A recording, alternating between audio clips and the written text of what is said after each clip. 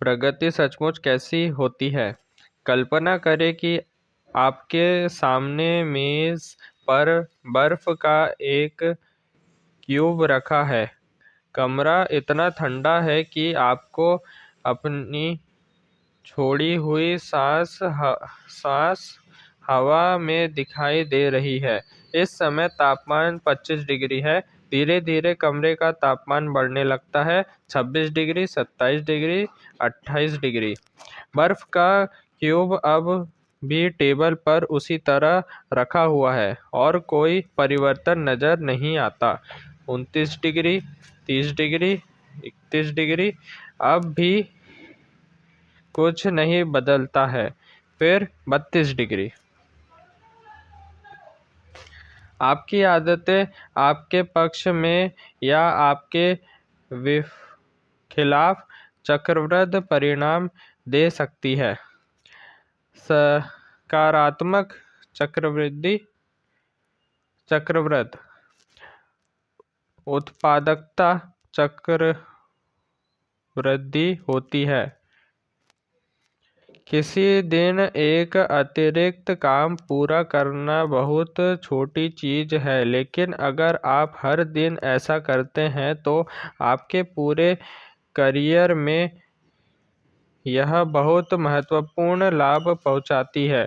किसी पुराने काम को स्वचालित करने या किसी नई योग्यता में माहिर बनने का परिणाम काफ़ी महत्वपूर्ण हो सकता है। इसका कारण यह है कि आप बिना सोच विचार के जितने ज़्यादा काम कर सकते हैं, आपका मस्तिष्क दूसरे क्षेत्रों पर ध्यान केंद्रित करने के लिए उतना ही ज़्यादा स्वतंत्र हो जाता है। नकारात्मक चक्रवृद्धि तनाव चक्रवृद्धि होता है। ट्रैफिक जाम की कुंठा,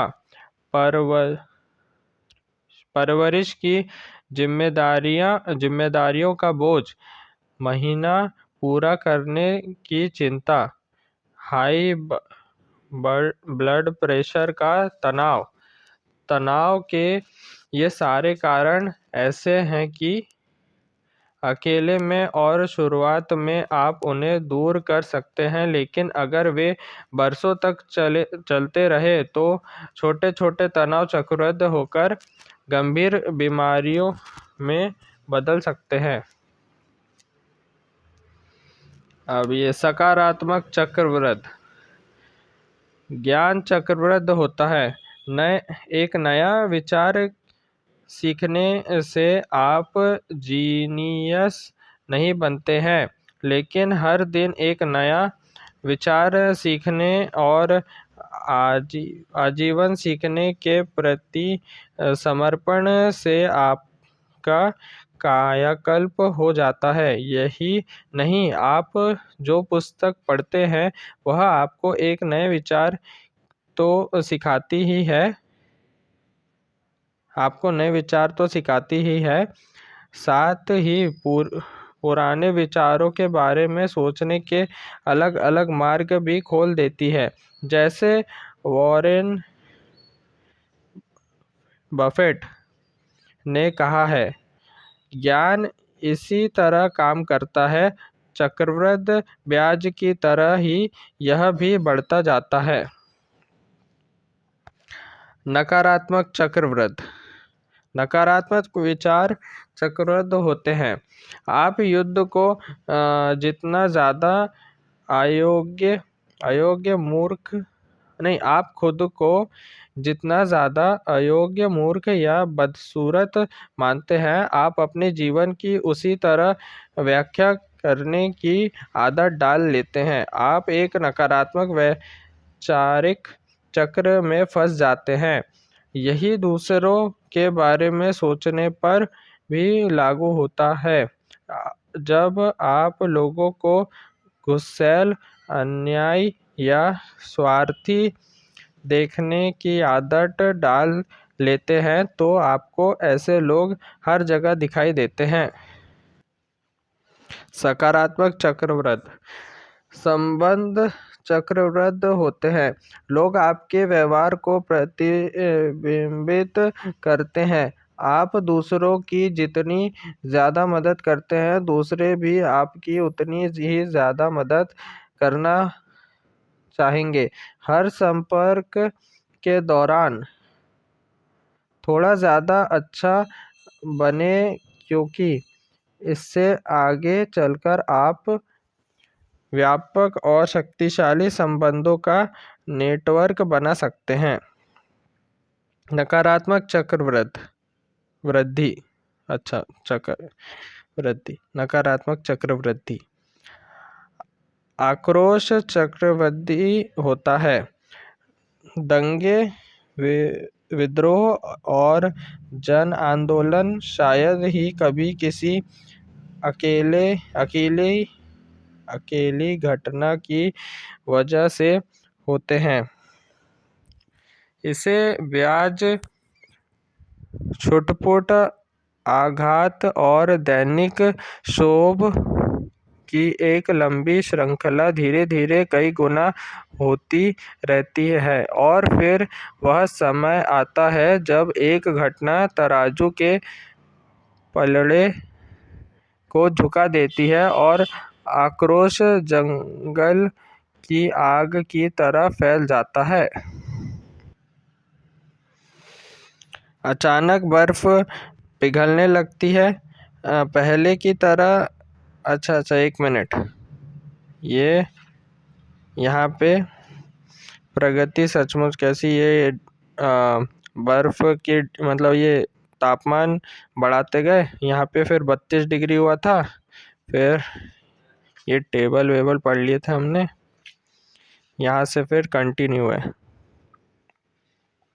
अचानक बर्फ पिघलने लगती है, पहले की तरह ही इस बार भी तापमान केवल 1 डिग्री बढ़ा, लेकिन इससे भारी परिवर्तन हो गया जो पहले नहीं हुआ था। महत्वपूर्ण पल अक्सर कई पूर्ववर्ती कामों का परिणाम होते हैं जो किसी बड़े परिवर्तन की नींव रखते हैं। यह सिलसिला हर जगह दिखाई देता है। कैंसर 80% समय तक पकड़ में नहीं आता है, लेकिन फिर कुछ ही महीनों में शरीर पर अपना शिकंजा कस लेता है। बांस पहले 5 वर्षों में मुश्किल से बढ़ता नजर आता है, क्योंकि उस दौरान यह जमीन के नीचे विशाल जड़ों का तंत्र बनाता है, लेकिन इसके बाद 6 हफ्तों में ही अविश्वसनीय गति से जमीन के ऊपर 90 फुट बढ़ जाता है। इस तरह शुरुआत में आदतों का भी कोई फर्क नज़र नहीं आता है। फर्क तभी नज़र आता है जब आप उन्हें निरंतर जारी रखें और किसी काफ़ी महत्वपूर्ण पड़ाव को पार कर लें। उस बिंदु पर प्रदर्शन के एक नए स्तर का ताला खुल जाता है।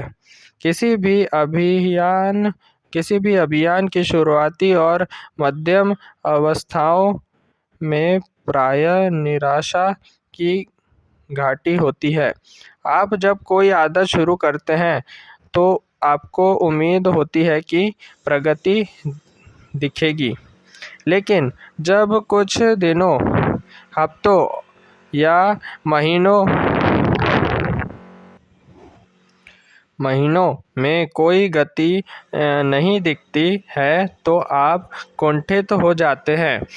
आपको ऐसा लगता है कि आप कोई तरक्की नहीं कर रहे हैं और इसलिए आप उस आदत को अधबीच में ही छोड़ देते हैं। यह कभी नहीं भूलें कि चक्रवृद्धि की प्रक्रिया और प्रकृति ही ऐसी है। सबसे शक्तिशाली परिणाम देर से मिलते हैं, यह एक मुख्य कारण है जिसकी वजह से दीर्घकालीन आदतें डालना या उन्हें लंबे समय तक जारी रखना काफ़ी मुश्किल होता है। लोग कुछ छोटे परिवर्तन करते हैं, लेकिन जब उन्हें जल्दी ही कोई ठोस परिणाम दिखाई नहीं देता है तो वे रुक जाते हैं और छोड़ देते हैं। आप यह सोचने लगते हैं, मैं 1 महीने से हर दिन दौड़ रहा हूँ, लेकिन इसके बावजूद मेरे शरीर में कोई परिवर्तन दिखाई क्यों नहीं दे रहा है। जब इस तरह की सोच हावी हो जाती है तो आप आसानी से अच्छी आदतों को हाशिए पर धकेल सकते हैं या छोड़ सकते हैं। इसलिए यह याद रखें कि सार्थक फ़र्क देखने के लिए आपको आदतों को इतनी लंबी समय तक चलाना होगा कि वे इस पठार को छोड़ दें जिसे मैं सुपुष्ट संभावना का पठार कहता हूँ। यदि आप किसी अच्छी आदत को डालने में जूझ रहे हैं या किसी बुरी आदत को छोड़ने में जूझ रहे हैं, तो इसका कारण यह नहीं है कि आप में बेहतर बनने की योग्यता नहीं है। ऐसा तो प्रायः इसलिए होता है क्योंकि आप अब तक सुषुप्त संभावना के पठार को पार नहीं कर पाए हैं। कड़ी मेहनत के बावजूद सफल नहीं होने के बारे में शिकायत करना वैसा ही है जैसे तापमान के 25 से 31 डिग्री तक बढ़ने पर बर्फ के क्यूब के नहीं पिघलने की शिकायत करना है। ठीक है, आपकी मेहनत बर्बाद नहीं गई, यह तो बस संचित हो रही है। आपकी मेहनत का पूरा फल 32 डिग्री पर मिलेगा। जब आप आखिरकार सुषुप्त संभावना के पठार को तोड़ लेंगे तो लोग कहेंगे कि आप रातों रात सफल हुए हैं।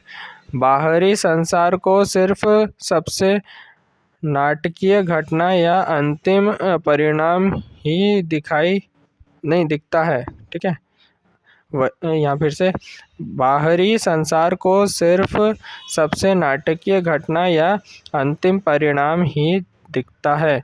इसे अंतिम परिणाम के पहले की गई तमाम मेहनत नज़र नहीं आती, लेकिन आप जानते हैं कि आपने बहुत पहले जो काम किए थे, जब ऐसा लग रहा था कि आप कोई प्रगति नहीं कर रहे हैं, उन्हीं की वजह से आज आपको सफलता मिली। यह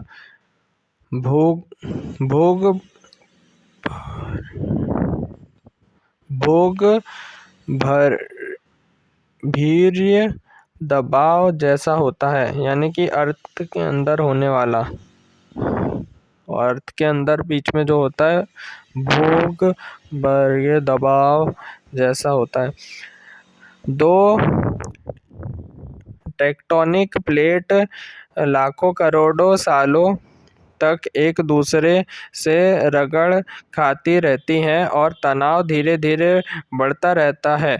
फिर एक दिन वे एक बार फिर एक दूसरे से रगड़ खाती हैं, जैसा वे युगों से करती आ रही हैं। लेकिन इस बार तनाव बहुत ज़्यादा हो गया है और भूकंप आ जाता है।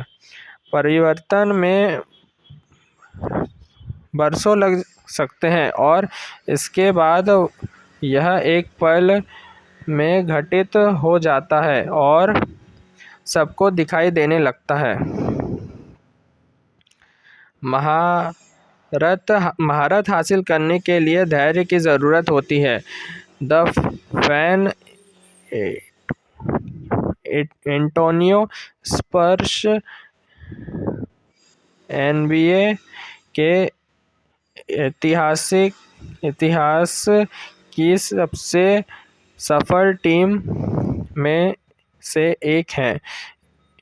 इसने अपने लॉकर रूम में समाज सुधार जैकब राइस का यह उदाहरण टांग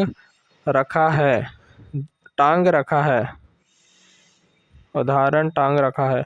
जब किसी चीज़ से मदद नहीं मिलती है तो मैं जाकर किसी पत्थर तोड़ने वाले को पत्थर पर हथौड़ा चलाते देखता हूँ, जिसके 100 प्रहारों के बावजूद दरार नहीं दिखती, लेकिन 101वें प्रहार में पत्थर 2 टुकड़े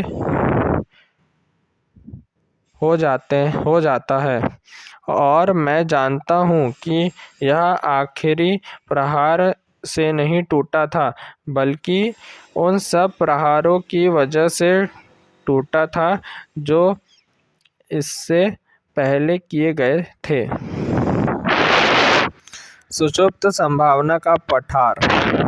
परिणाम समय निराशा की घड़ी। जो सचमुच होता है, ये निराशा की घड़ी है यहाँ पे इन दोनों के बीच में, और जो सचमुच हो रहा है, जो आप सोचते हैं कि होना चाहिए, वो ऐसा होता है। ये वाली डंडी ऐसे होता है काम, जो सचमुच होता है ऐसा हम सोचते हैं। निराशा की घड़ी जब हम ये वाली डंडी के यहाँ नीचे रहते हैं, अपनी एक्सपेक्टेशन के नीचे, फिर यहाँ से ऐसे ऊपर बढ़ जाते हैं। जैसे वो बर्फ़ पिघल नहीं रही थी, फिर यहाँ पे वो 32 डिग्री आया था ना शायद, फिर ये पिघल गई। यहाँ पर ही पिघलना चालू कर दी। यहाँ पत्थर 100 मारे टूट नहीं रहा था, 101 यहाँ होगा, थोड़ा सा इस 100 के थोड़ा सा आगे, बस एक बार में फिर हम सबलता दिखने लग जाती है। चित्र 2 ऊपर वाला। हम प्रायः सीधी प्रगति की उम्मीद करते हैं। कम से कम हम यह अपेक्षा रखते हैं कि यह जल्दी होगी। वास्तव में हमारी प्रयासों के परिणाम प्रायः देर से मिलते हैं। महीनों या शायद बरसों बाद हमें इस बात का एहसास होता है कि हमारे पिछले काम दरअसल कितने मूल्यवान थे। परिणाम मिलने में विलंब की वजह से निराशा की घाटी बन जाती है। ये है निराशा की घाटी, ये वाली की घाटी बन जाती है, जहां लोग हफ्तों या महीनों तक कड़ी मेहनत करने के बावजूद परिणाम दिखाई नहीं देने पर हताश हो जाते हैं। लेकिन आपकी पिछली मेहनत बर्बाद नहीं गई है, यह तो बस संचित हो रही है। हमें काफ़ी बाद में जाकर अपने पिछले कामों और मेहनत का पूरा महत्व समझ आता है। सभी बड़ी चीज़ों की शुरुआत छोटी होती है। एक छोटा निर्णय ही हर आदत का बीज होता है। जब उस निर्णय को दोहराया जाता है तो एक आदत उग जाती है और धीरे धीरे ज़्यादा शक्तिशाली बनने लगती है। कुछ समय बाद इसकी जड़ें जमने लगती हैं और शाखाएं बढ़ने लगती हैं। इसलिए पुरानी बुरी आदत को छोड़ने का काम अपने भीतर किसी विशाल और शक्तिशाली वट वृक्ष को जड़ से उखाड़ने जैसा होता है। दूसरी ओर अच्छी आदत को डालने का काम किसी नाजुक फूल को एक समय में एक दिन उगाने जैसा होता है। यह किस चीज़ से तय होता है कि हम सुषुप्त संभावना के पठार के कुंठित नहीं होंगे और अच्छी आदत को इतने लंबे समय तक जारी रख पाएंगे कि आखिरकार हम उस पठार को तोड़कर दूसरी तरफ पहुंचने में कामयाब हो जाएंगे। वह कौन सी चीज़ है जिसकी वजह से कुछ लोग अनचाही आदतों में फिसल जाते हैं और बाकी लोग अच्छी आदतों के चक्रवृद्धि परिणामों का आनंद लेते हैं। लक्ष्यों के बारे में भूल जाएं, इसके बजाय सिस्टम पर ध्यान केंद्रित करें। आधुनिक बुद्धिमत्ता का दावा है कि हम जीवन में जो चाहते हैं, बेहतर फिटनेस हासिल करना, सफल व्यवसाय चलाना, ज़्यादा तनाव रहित रहना और कम चिंता करना, मित्रों और परिवार के साथ ज़्यादा समय बिताना, उसे हासिल करने का सबसे अच्छा तरीका यह है कि हम स्पष्ट लक्ष्य तय करें जिनकी दिशा में हम काम कर सकें। कई सालों तक मैंने भी अपनी आदतों के साथ यही किया। मैं हर आदत को एक लक्ष्य बना लेता था जिस तक मैं पहुंचना चाहता था। मैंने लक्ष्य तय किए कि मैं स्कूल में कौन से ग्रेड पाना चाहता हूँ, जिम में कितना वज़न उठाना चाहता हूँ, व्यवसाय में कितना मुनाफा कमाना चाहता हूँ आदि।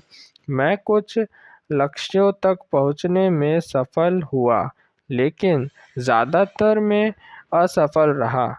अंततः मुझे इस बात का एहसास होने लगा कि मेरे परिणामों का मेरे लक्ष्यों से बहुत कम संबंध था। इनका लगभग पूरा संबंध तो उन सिस्टम से था जिन पर मैं चलता था।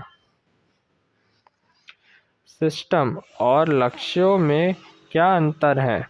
यह एक ऐसा अंतर है जिसे मैंने सबसे पहले स्कॉट एडम्स से सीखा था, जो डिल्बर्ट्स कॉमिक के कार्टूनिस्ट हैं। लक्ष्य का मतलब है वे परिणाम जिन्हें आप हासिल करना चाहते हैं। सिस्टम का मतलब है वे प्रक्रियाएं जो उन परिणामों की ओर ले जाती हैं। यदि आप कोच हैं तो चैंपियनशिप जीतना आपका लक्ष्य होता है। आप किस तरह खिलाड़ियों को नियुक्त करते हैं, अपने असिस्टेंट कोच का प्रबंध करते हैं और अभ्यास कराते हैं, ये सभी सिस्टम हैं। यदि आप उद्यमी हैं तो आपको लक्ष्य $1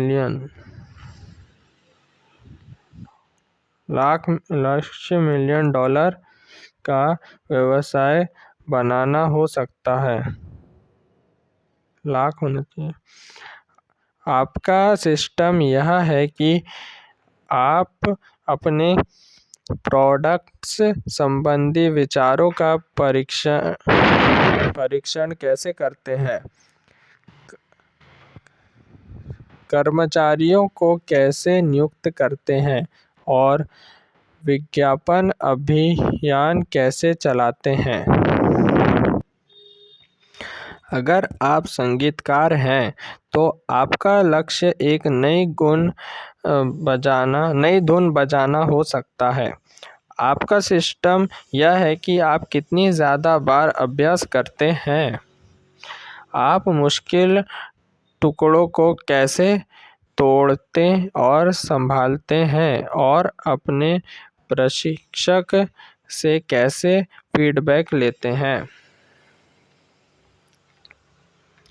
अब रोचक प्रश्न आता है, अगर आप अपने लक्ष्यों को पूरी तरह नज़रअंदाज कर दें तो और सिर्फ अपने सिस्टम पर ध्यान केंद्रित करें, तब भी क्या आप सफल हो सकते हैं?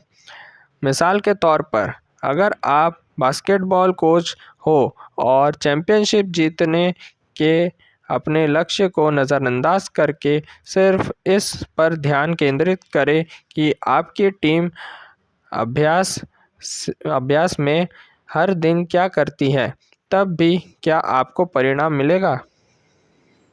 मैं सोचता हूँ कि आपको मिलेगा।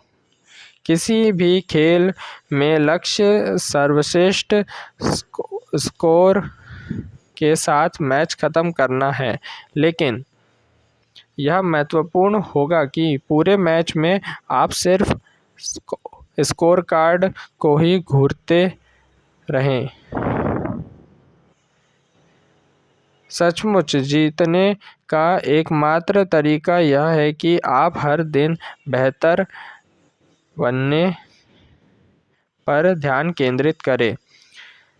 3 बार सुपर बोल के विजेता रह चुके बिल वॉल्श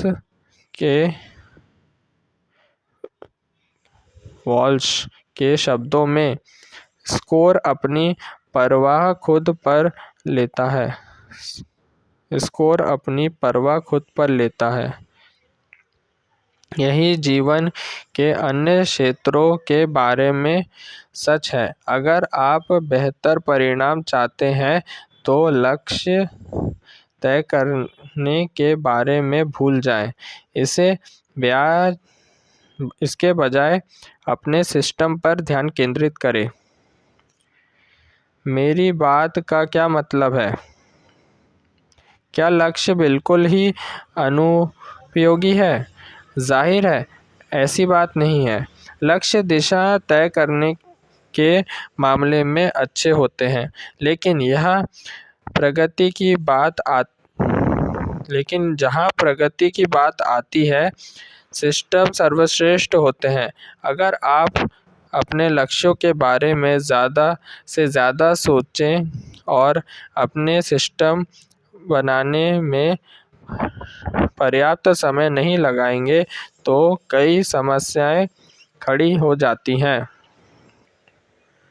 समस्या 1, विजेताओं और पराजितों के समान लक्ष्य होते हैं। लक्ष्य निर्धारण विजेताओं के प्रति पूर्वाग्रह रखता है। हम सिर्फ विजेताओं पर ध्यान केंद्रित करते हैं और गलती से यह मान लेते हैं कि उन्हें सफलता महत्वाकांक्षी लक्ष्यों की बदौलत मिली। हम बड़े आरामदेह तरीके से उन सभी लोगों को भूल जाते हैं या नज़रअंदाज कर देते हैं जिनके लक्ष्य वही थे, लेकिन जो सफल नहीं हुए। हर ओलंपिक खिलाड़ी स्वर्ण पदक जीतना चाहता है। हर उम्मीदवार नौकरी पाना चाहता है। अगर सफल और असफल लोगों के लक्ष्य समान हो तो इसका मतलब यह है कि सफलता का संबंध लक्ष्य से उतना नहीं है जितना हम मान लेते हैं। टूर द फ्रांस जीतने के लक्ष्य के ब्रिटिश साइकिल सवार को शिखर पर नहीं पहुंचना था, नहीं पहुंचाया था। एक और बार पढ़ते हैं, कहाँ गया? टूर द फ्रांस जीतने के लक्ष्य ने ब्रिटिश साइकिल सवार को शिखर तक नहीं पहुंचाया था। इससे पहले भी वे हर साल उस रेस को जीतना चाहते थे, जैसा हर पेशेवर टीम चाहती है। लक्ष्य हमेशा से वही था, लेकिन वे तब तक उसे हासिल नहीं कर पाए जब तक कि उन्होंने छोटे सुधारों के सिस्टम पर निरंतर अमल नहीं किया। तभी उन्हें पहले से विभिन्न परिणाम मिले। समस्या 2, लक्ष्य हासिल करना सिर्फ क्षणिक परिवर्तन है। कल्पना करें कि आपका कमरा गंदा है और आप इसकी सफाई करने का लक्ष्य तय करते हैं। अगर आप सफाई करने की ऊर्जा जुटा लेते हैं तो इसे बाद में आपका कमरा साफ होगा। हाल फिलहाल, लेकिन अगर लापरवाही और फुहड़पन यानी कि गंदापन की आपकी पुरानी आदतें कायम रहती है, जिनकी वजह से कमरा गंदा हुआ था, तो जल्दी ही आपको हटाले और अव्यवस्था का एक नया ढेर दिखाई देगा। इसे देखकर आप एक बार फिर प्रेरणा की नई कौंध की आशा करेंगे। हर बार आप उसी परिणाम के पीछे भागेंगे, क्योंकि आपने इसके पीछे के सिस्टम को कभी नहीं बदला। आपने कारण को दूर नहीं किया था, आपने तो सिर्फ लक्ष्य का इलाज किया था। लक्ष्य हासिल करने से आपका जीवन कुछ समय के लिए बदल जाता है। सुधार संबंधी यह बात सहज बोध के विपरीत है। हम सोचते हैं कि हमें अपने परिणामों को बदलने की ज़रूरत है, लेकिन यह सच नहीं है। हमें जो चीज़ बदलने की ज़रूरत है वे हैं सिस्टम, और जो परिणामों को उत्पन्न करते हैं। जब आप परिणामों के स्तर पर समस्याओं को सुलझाते हैं तो वे सिर्फ कुछ समय के लिए सुलझती है। अगर आप हमेशा बेहतर बनना चाहते हैं तो आपको समस्याओं को सिस्टम के स्तर पर सुलझाने की ज़रूरत है। इनपुट सही कर लेंगे तो आउटपुट अपने आप सही हो जाएगा। लक्ष्य 3, लक्ष्य आपकी खुशी को सीमित करते हैं। किसी भी लक्ष्य के पीछे छुपी हुई मान्यता यह रहती है, जब मैं अपने लक्ष्य पर पहुंच जाऊंगा तो मैं सुखी हो जाऊंगा। लक्ष्य पहले मानसिकता के साथ समस्या एक मिनट, जब मैं अपने लक्ष्य पर पहुंच जाऊंगा तो मैं सुखी हो जाऊंगा। लक्ष्य पहले मानसिकता के साथ समस्या यह है कि आप लक्ष्य हासिल होने तक अपनी खुशी को लगातार स्थगित करते जाते हैं। मैं इन जाल में इतनी ज़्यादा बार फंस चुका हूँ कि गिनती भी भूल गया हूँ। बरसों तक खुशी हमेशा मेरे भविष्य में रहती थी। मैंने खुद से वादा किया कि जब मैं 20 पौंड मांसपेशी हासिल कर लूँगा या जब मेरे कारोबार पर न्यूयॉर्क टाइम्स में लेख छपेगा तो मैं खुश हो जाऊँगा। इसके अलावा लक्ष्यों से या तो यह या तो वह द्वंद्व भी उत्पन्न होता है। या तो आप अपने लक्ष्य हासिल कर लेते हैं और सफल बन जाते हैं, या फिर आप असफल हो जाते हैं और निराश हो जाते हैं। आप खुशी के संकीर्ण संस्करण में खुद को मानसिक रूप से रख देते हैं। यह राह भटकने जैसा है। यह संभव नहीं है कि जीवन में आपकी वास्तविक यात्रा ठीक वैसी ही होगी जिसकी योजना आपने शुरू करते समय मन में बनाई थी। सफलता के कई मार्ग हैं, इसलिए अपने सुख को केवल एक परिदृश्य तक सीमित रखने में कोई समझदारी नहीं है। सिस्टम पहले वाली मानसिकता इसका इलाज करती है। जब आप परिणाम के बजाय प्रक्रिया से प्रेम करने लगते हैं तो आपको खुश होने के लिए भविष्य का इंतज़ार नहीं करना पड़ता। जब तक आपका सिस्टम चल रहा है तब तक आप हर दिन संतुष्ट महसूस कर सकते हैं। एक और बात, आपका सिस्टम कई अलग-अलग प्रकार से सफल हो सकता है। ज़रूरी नहीं है कि यह सिर्फ उसी तरह सफल हो जिसकी आपने कल्पना की थी। समस्या चौथी, लक्ष्य दीर्घकालीन प्रगति के विरोधी होते हैं। लक्ष्य केंद्रित मानसिकता यो-यो प्रभाव उत्पन्न कर पाती है। कई धावक महीनों तक कड़ी मेहनत करते हैं, लेकिन फिनिश लाइन पार करते ही वे अभ्यास करना छोड़ देते हैं। इसके बाद वे रेस से प्रेरित नहीं होते हैं।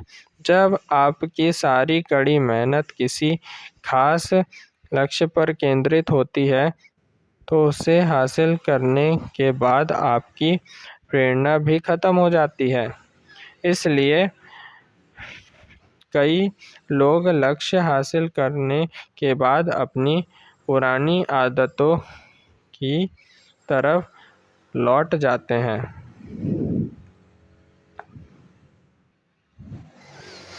लक्ष्य तय करने का उद्देश्य खेल में जीतना है। सिस्टम बनाने का उद्देश्य खेल को खेलते रहना है। सच्ची दीर्घकालीन सोच लक्ष्य रहित होती है। यह किसी बड़ी उपलब्धि के बारे में नहीं होती।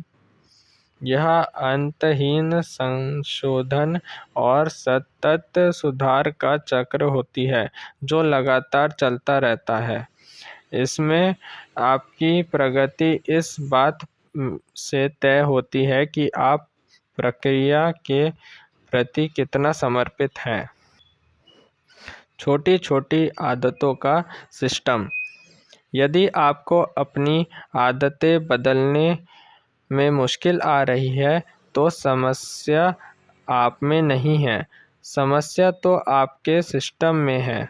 बुरी आदतें खुद को बार बार इसलिए नहीं दोहराती हैं क्योंकि आप बदलना नहीं चाहते, वे तो इसलिए दोहराती हैं क्योंकि आप परिवर्तन के लिए गलत सिस्टम का इस्तेमाल करते हैं।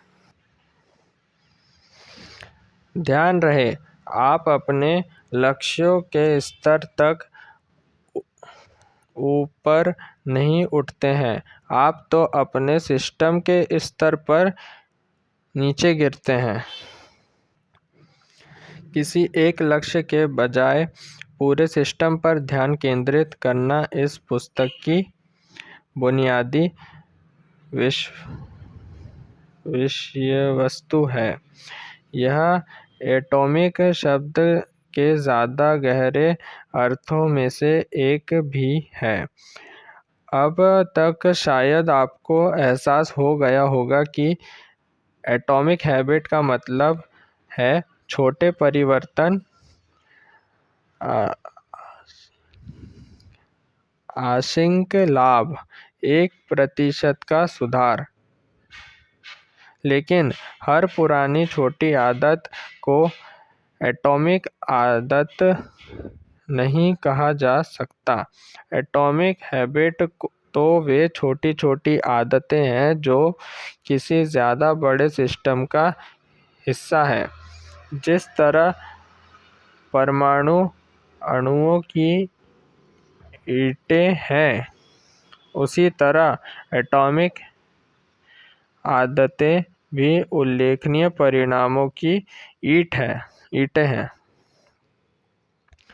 आदतें हमारे जीवन की परमाणु हैं। हर दिन आदत एक बुनियादी इकाई होती है जो आपके सकल सुधार में अपना योगदान देती है। पहले तो ये छोटी आदतें या दिनचर्याएं महत्वहीन लगती है, लेकिन कुछ समय बाद ही वे एक दूसरे को पोषण देने लगती हैं। नतीजा यह होता है कि उनकी वजह से ज़्यादा बड़ी विजय मिलने लगती है। हमेशा याद रखें कि आप एटॉमिक आदतों में शुरुआती निवेश की जो कीमत चुकाते हैं उसके आपको कई गुना ज़्यादा परिणाम मिलते हैं। ये आदतें छोटी लेकिन शक्तिशाली होती हैं। एटॉमिक हैबिट वाक्यांश का अर्थ है एक नियमित अभ्यास या दिनचर्या जो न सिर्फ छोटी और करने में आसान हो, बल्कि जो अविश्वसनीय रूप में शक्तिशाली हो, चक्रवृद्धि परिणाम देने वाली सिस्टम का घटक हो। अध्याय सार। आदतें आत्म सुधार की चक्रवृद्धि ब्याज है। हर दिन 1% बेहतर बनना लंबे समय में बहुत ज़्यादा महत्वपूर्ण होता है। आदतें दोधारी तलवार होती हैं, वे आपके पक्ष या विपक्ष में काम कर सकती हैं, इसलिए उनके बारे में विस्तार से समझना अनिवार्य है। जब तक आप कोई अत्यंत महत्वपूर्ण पड़ाव को पार नहीं कर लेते तब तक ऐसा लगता ही नहीं है कि छोटे छोटे परिवर्तन से कोई फर्क पड़ रहा है। किसी भी चक्रवृद्धि प्रक्रिया के सबसे शक्तिशाली परिणाम मिलने में समय लगता है, इसलिए आपको धैर्य रखने की ज़रूरत होती है। एटॉमिक हैबिट वह छोटी आदत है जो किसी ज़्यादा बड़े सिस्टम का हिस्सा है। जिस तरह परमाणु अणुओं की ईंटें हैं, उसी तरह एटॉमिक आदतें भी उल्लेखनीय परिणामों की ईंट है। अगर आप बेहतर परिणाम चाहते हैं तो किसी विशिष्ट लक्ष्य पर ध्यान केंद्रित नहीं करें। इसके बजाय अपने सिस्टम पर ध्यान केंद्रित करें। अगर आप अपने लक्ष्यों के स्तर तक ऊपर नहीं उठते हैं, आप तो अपने सिस्टम के स्तर पर नीचे गिरते हैं। मतलब अगर सिर्फ लक्ष्य तय करोगे तो उससे ऊपर नहीं उठोगे, सिर्फ उसी से ऊपर नहीं उठोगे, काम भी करना पड़ेगा, यानी सिस्टम। अगर सिस्टम और अगर आप लक्ष्य करने के बाद भी आपका काम सफल नहीं हो रहा है, यानी कि आपका सिस्टम ही खराब है, उसको सुधारना पड़ेगा। ये आखिरी लाइन का मतलब है। Thank you. आगे का कल पढ़ेंगे यहाँ से ही।